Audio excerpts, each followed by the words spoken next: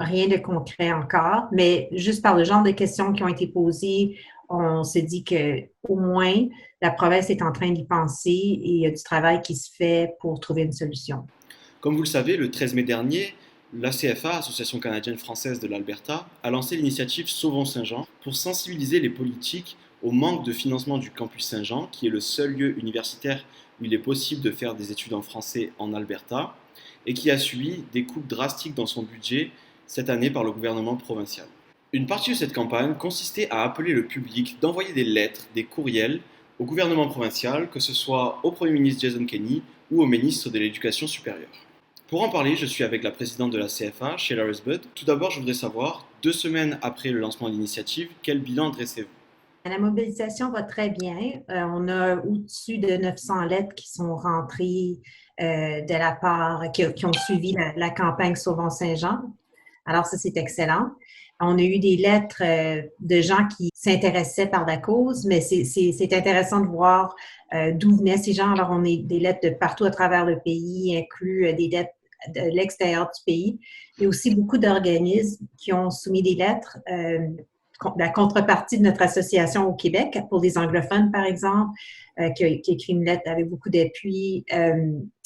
On a vu de l'appui du monde universitaire. C'était vraiment bon, de toutes nos associations provinciales. Alors, beaucoup d'appui. L'autre partie de cette campagne était l'organisation de rencontres virtuelles pour discuter avec le public de l'avenir du campus Saint-Jean. La dernière d'entre elles se tenait ce jeudi 28 mai. Qu'est-il ressorti de toutes ces rencontres? Des témoignages de gens qui sont passés par le campus Saint-Jean ou qui ont eu des enfants qui sont allés au campus Saint-Jean. Alors ça a été vraiment spécial. Quand je parlais des gens qui viennent un peu partout, on a eu une étudiante au doctorat de Toronto, par exemple, ou quelqu'un qui travaille maintenant en Colombie-Britannique. Puis je pense que le message, c'était que ces gens-là se sentaient comme ils ne seraient pas où ils sont, ils seraient pas rendus où ils sont rendus maintenant si ça n'avait pas été pour le passage par le campus Saint-Jean. Donc ça, c'était spécial. Euh, on a eu aussi des idées, justement, des questions par rapport à l'avenir du campus Saint-Jean. Alors, comment s'assurer de ne pas se trouver dans une situation semblable l'année prochaine? Alors, j'ai trouvé ça encourageant, plusieurs idées à ce niveau-là, des bonnes discussions. Aussi, je pense qu'il y a eu ce sentiment un peu d'impuissance que les gens sentaient face à ça. Alors, j'espère qu'on leur a donné des outils pour justement qu'ils puissent participer puis faire connaître leur point de vue et l'importance du campus Saint-Jean à nos dirigeants politiques.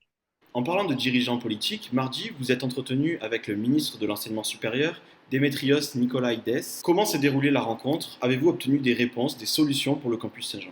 Ça s'est assez bien déroulé. Le ministre, c'est clair que le ministre et peut-être les gens qui travaillent avec lui sont en train de faire de la recherche sur des options pour le campus Saint-Jean. Alors ça, c'était prometteur. On n'a pas eu de réponse claire par rapport aux deux solutions qu'on avait proposées la dernière fois qu'on l'avait rencontré. Par contre, le ministre gardait la porte ouverte vers, il nous a dit qu'il serait capable de nous donner une réponse sur ces questions-là dans les prochaines semaines. Alors, on sent une certaine ouverture. Par contre, il reste à voir dans deux ou trois semaines qu'est-ce que le gouvernement albertain va dire.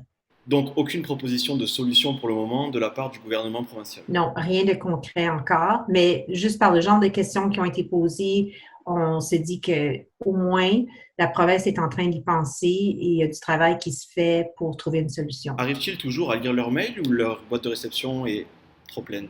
Oui, ben je pense que peut-être, surtout, malheureusement, quand on envoie des lettres, c'est les gens qui sont les administrateurs des bureaux qui doivent gérer ça. Alors, je pense qu'il y a peut-être quelques administrateurs ou chefs de cabinet qui sont frustrés avec la CFA, mais je veux dire, c'est bon, ça cause, ça fait en sorte on est capable d'avoir ces rencontres, ça fait en sorte, comme vous avez vu cette semaine, qu'il y a eu des questions posées à la législature sur le campus Saint-Jean. Alors, ça regarde le profil de la situation au bon niveau.